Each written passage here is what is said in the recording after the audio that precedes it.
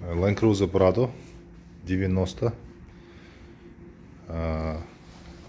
Я по-русски не 100%, но мне 50% скидка. Так, это Land Cruiser Prado 90. Изначально стоял 3RZ 2.7, объем 2.7, двигатель 3RZ. Потом мы свап сделали, поставили 5VZ FE 3,4 литра. Вот здесь сейчас переделывать будем. Когда мы все мотор поставили и EBU распиновку сделали, ну, то есть говоря, тест сделали, потом это заводится и сразу глохнет. Потом мы изначально проверили, получается там до рестайл, там два вида есть компьютер, до рестайл и рестайл. Сейчас я вам покажу. Вот, это 5VZ 3.4 до рестайл. Сюда входит 4 фишки. Вот видите, да, 4 фишки. Там тоже 4 фишки. Такой же, прям точно такой автомат коробкой. И получается, эти делятся на два.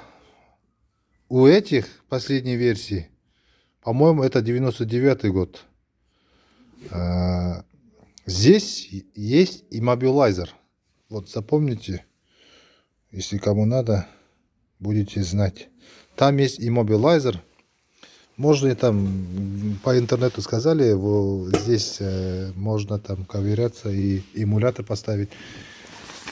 И пока нам это не надо, мы поставили другую, которой нет иммобилайзера до рестайл 96 года.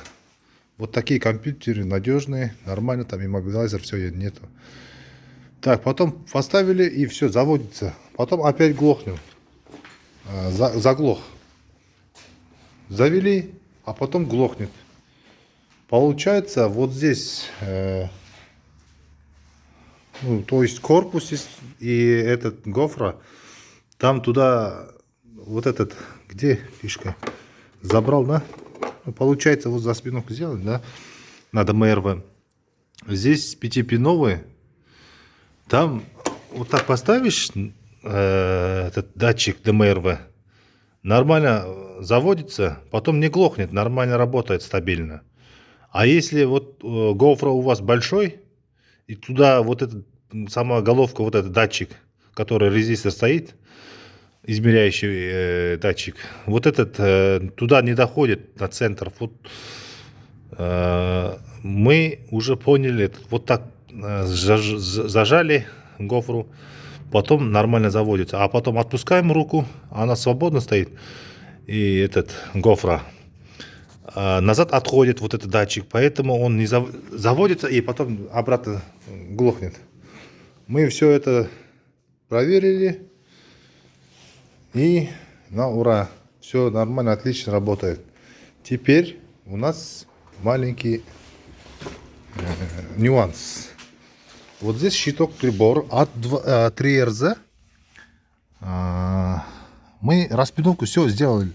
Сюда приходит, получается, этот самый сигналы, все эти спидометры и это тахометр от бака. Надеюсь, бак работает.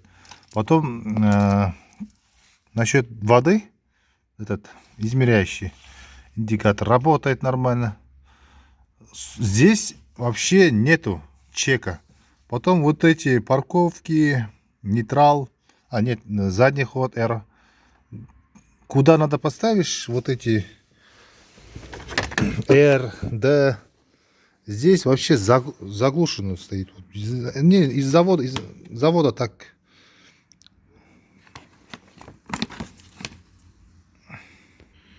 Или мы думаем, это китайский просто. Нету здесь, вообще нету. Из завода нету такой. Не знаем, это может китайский, может оригинал. Вот, мы на этом остановились. Все заводится мягко. Вот этот селектор нормально работает. Все соединили. Вот этот редуктор, это самое, работает на пониженной скорости и на полной приводе.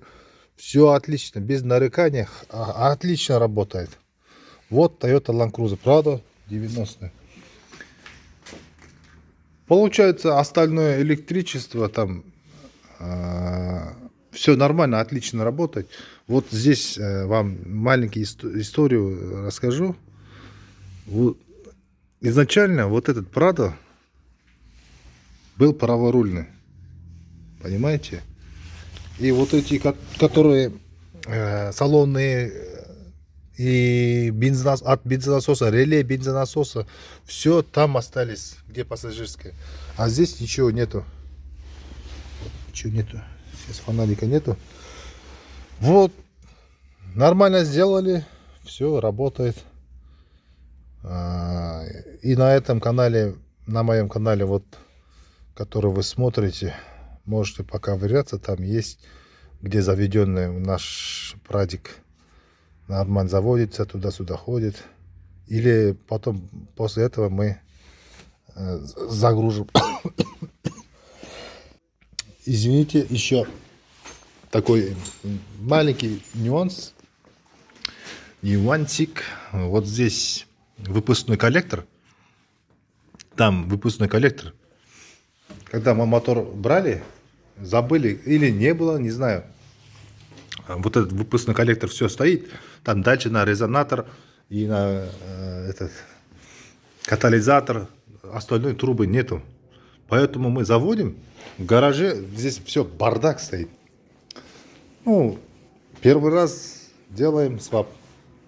Поэтому за это извиняемся, за этот бардак.